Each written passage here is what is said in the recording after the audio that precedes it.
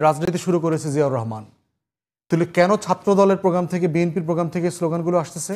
আমরা একটু শুনে নেই সালাম ভাইয়ের। না, আমি একসাথে উত্তর দেখ সালাম ভাই, আমি সংকটটা গভীরতা বলছি। তারপরে দেখেন জামাত শিবির রাজাকার এই মুহূর্তে বাংলা ছাড়। প্রশ্ন হচ্ছে রাজাকার জিনিসটা তো একটা অক্সিলারি ফোর্স।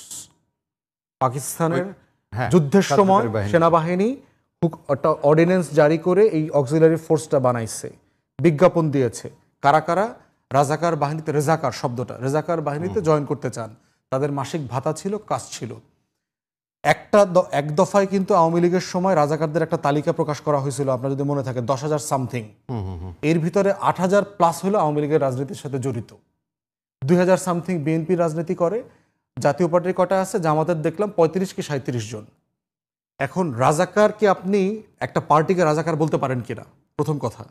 দ্বিতীয় কথা হচ্ছে বাংলাদেশের কোনো নাগরিককে আপনি এই মুহূর্তে বাংলা ছাড় এই কথাটা বলতে পারেন কিনা। আমরা কি আওয়ামী লীগের ব্যাপারে বলছি কখনো যা বাংলা ছাড়?